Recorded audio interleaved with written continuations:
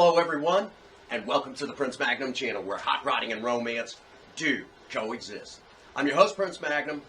Welcome to the In Your Face series. This is the series where, if you will, in a proverbial sense, need to establish that, I kind of grab a lot of you by the collar, bring you in, and tell you how the world really works, okay?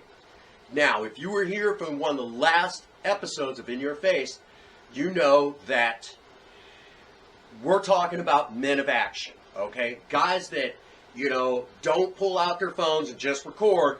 They get involved trying to do the right thing, okay? Now, a lot of this has gone by the wayside, but, I've got high hopes with this video series. I hope that it gets people thinking again, willing to step up to the plate and, do the right thing when the chips are down, Law enforcement and EMS and firefighters are still a ways off. It's up to you sort of attitude to do the right thing, okay? So, in this series, with the introduction video that I mentioned that I would be talking about, criminal cases that I've been involved in as an independent investigator. Now, very quickly, I also want to reestablish, if you missed it in the last video, I'm not a professional, okay? I just learned a lot of things because sometimes working with the right people, learning the right things, and being interested in how the human body works and all that other stuff, just being a person that is interested in knowledge. Because to me, there's no such thing as useless knowledge. And on the other side, unfortunately, I did a lot of things that that really were not, they weren't legal, okay? There, I said it, okay? So, because I had a foot in both worlds, it's kind of given me real-world knowledge on actual criminal investigation, okay? Where some folks go to school, get a license and everything, I just learned it by just real, I guess you could say real-world knowledge and that sort of thing. So, now that we've kind of established that, let's get into our first story. Now, at the time, this is going to take you back, I'm going to say, almost 3 decades, all right, as I'm making this video, nearly 3 decades. We're actually about 3 years away from 30 years, okay? So, almost 3 decades. Now, at the time, I lived in Arcadia Valley, Missouri. I graduated high school there. I lived down there for many years, and even boomeranged back there once. It's a very small town. A lot of history in that area. So now that we have that established, there's also a lot of small businesses down there. A lot of small businesses. This is a town that doesn't want big business because they're afraid that it'll ruin their identity. So back in 1999, close to my 20th birthday, I want to say it was earlier in the year, there was this very old building in the area that I think now there's a post office there. But there used to be this really old building, and for those that live down in the Arcadia Valley, Missouri area might remember this. There used to be in this very, 100-year-old building, there was this office supply place. It was actually a really nice office supply place. And right next to it was a salvage grocery store. Now, where the office supply place was, we're talking the building at that time was already 100 years old. As a matter of fact, there were support pillars going up through the building, kind of help holding things in place, that were made of cast iron, okay?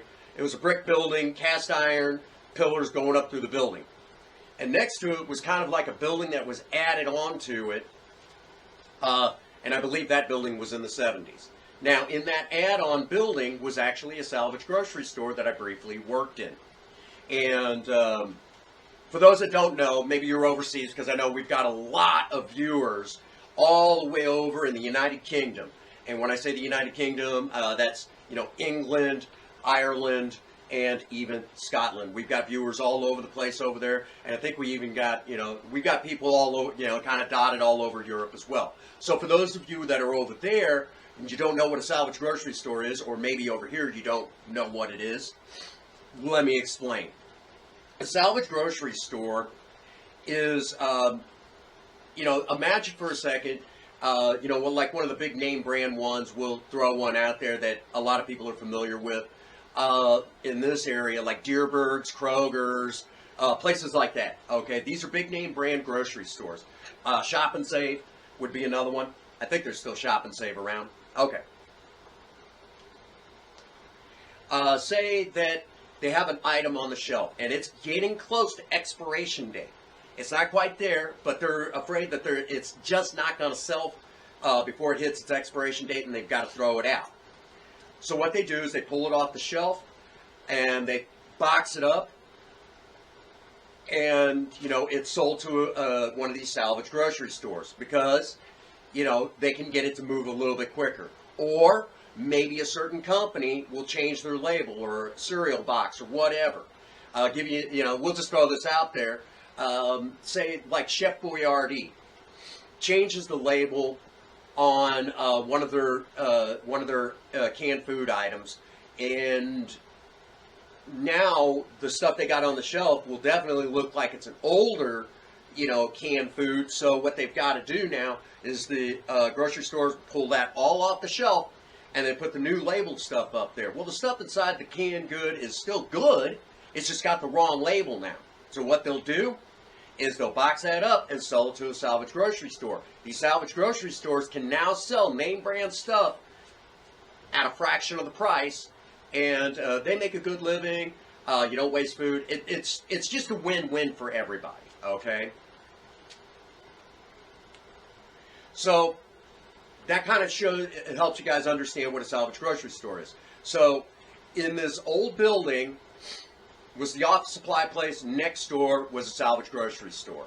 What happens is the people that had the office supply place, yes, they didn't own the building, but the building was starting to fail. This is about the time that the internet is becoming more and more popular. Of course, you paid a pretty penny still, okay?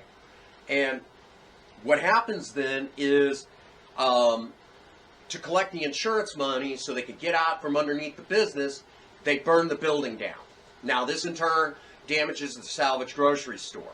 And bear in mind, again, I did work in that salvage grocery store for a short period of time. I want to say it was right around 6-7 months. So I knew the layout of the store. And this is where we kind of get into it. My dad owns, at this time, a demolition company, him and a partner of his. And they were brought in to tear down that 100-year-old building that had the office supply place in it.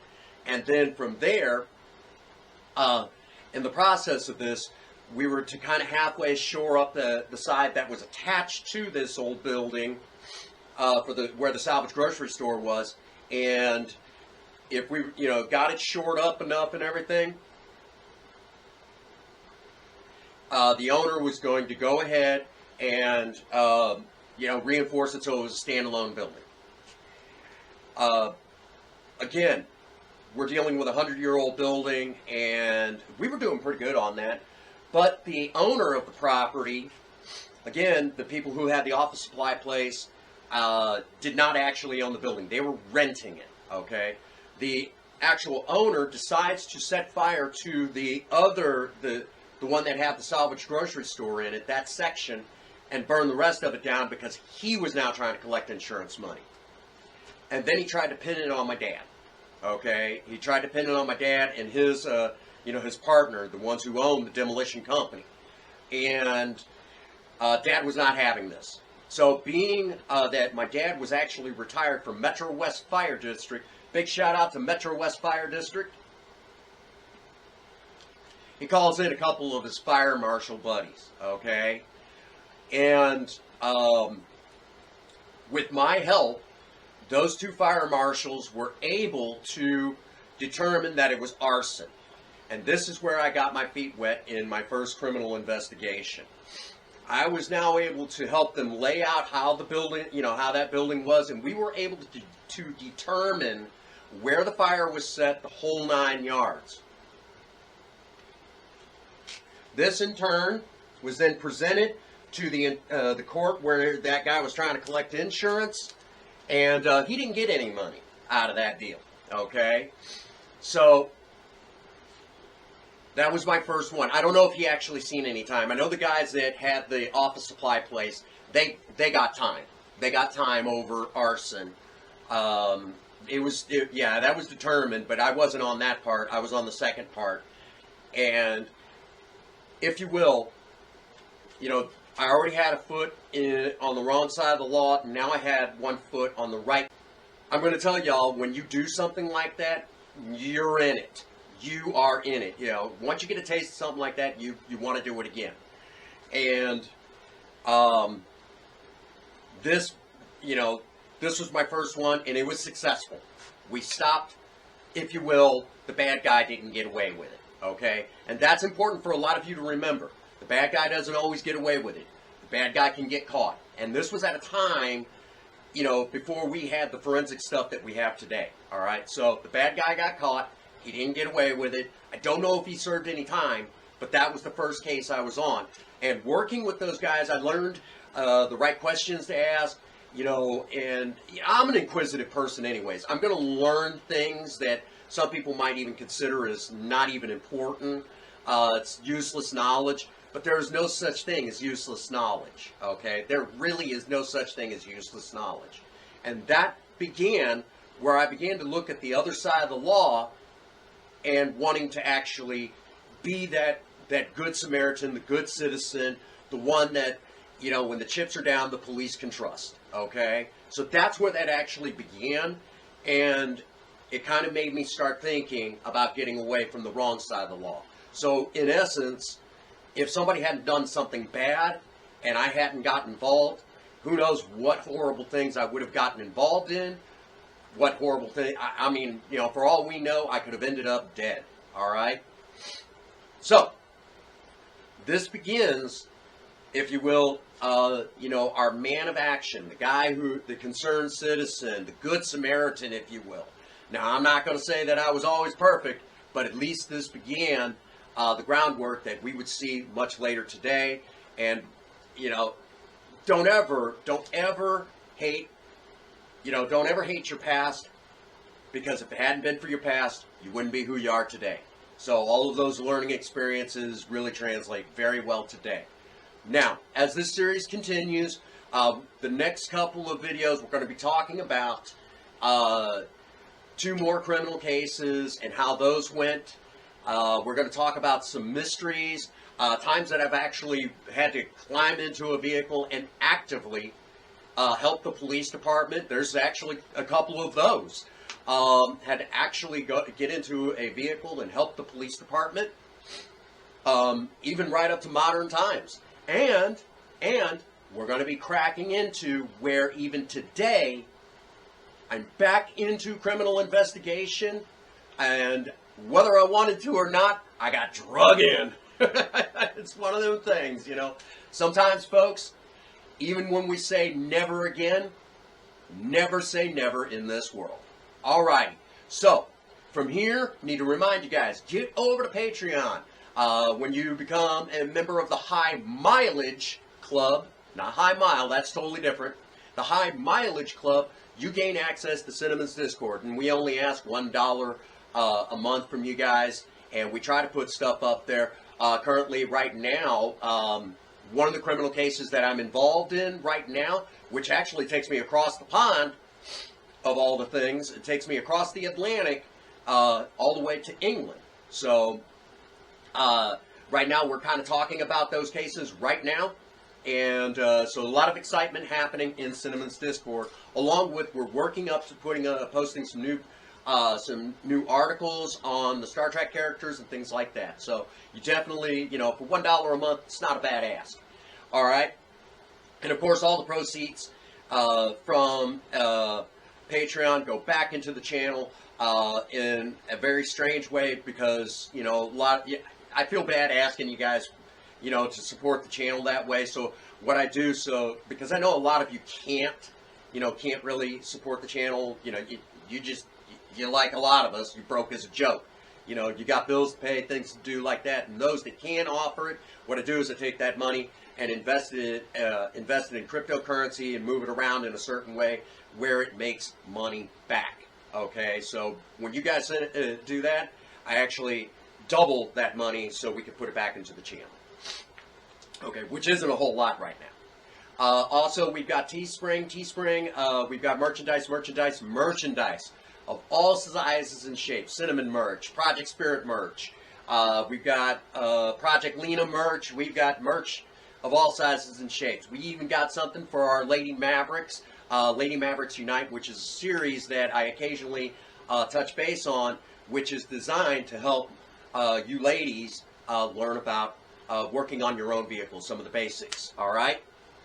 So we've really talked about an awful lot in this video. So without further ado, folks, get out there and work on a project. Don't care what it is. Just do something with yourselves. Remember, idle hands and a creative mind go together like oil and water.